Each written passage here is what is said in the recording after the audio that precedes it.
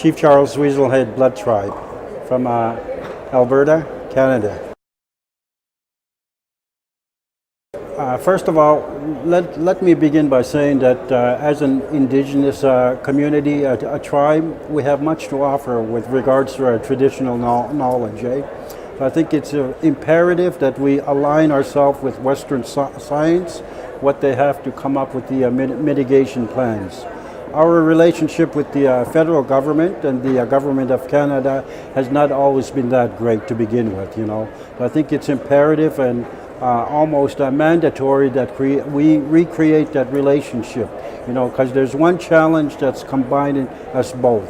A collective knowledge that we know that climate change needs to be addressed, so we need to move forward with that, So I think it's something that we need to exercise our mandate, that we provide some information, some knowledge, and some direction with the provincial and the federal government, So our response to the governments, to the NGOs is ensure, that we have a voice to be heard.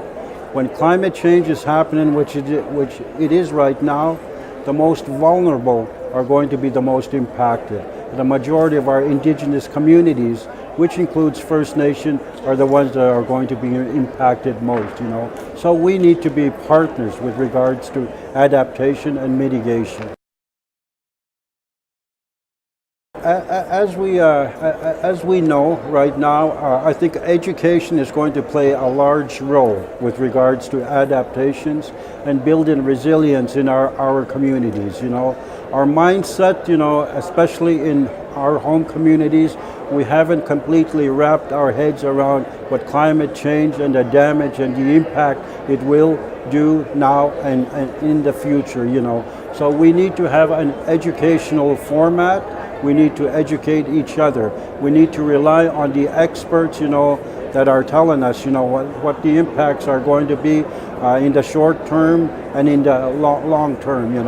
We need to build that capacity so that we can become aware of how much the impact is going to be. So we need to understand. We need to build a framework of plans on how we can build adaptation. We can build resilience into our communities.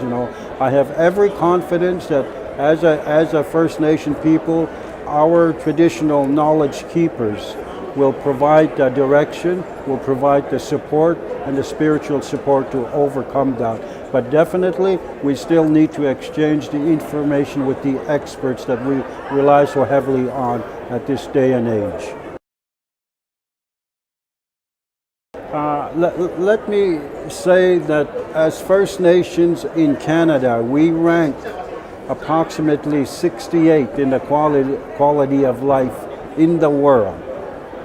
So coming from one of the richest countries in the world, there's a huge gap between mainstream society and the First Nation Indigenous people, So we have to close the gap on the quality of life of First Nation communities, which means that we have to provide educational opportunities, we have to provide jobs, skills training, and we have to provide that opportunity for First Nation communities to be a part of the economic benefits that we're going to be seeing as a result of new technology, as a result of innovative measures that we're going to put forward with climate change, So what we're saying is we need to also build on the strength of what we have today, but we also cannot leave behind our First Nation people with regards to their employment and their opportunities to become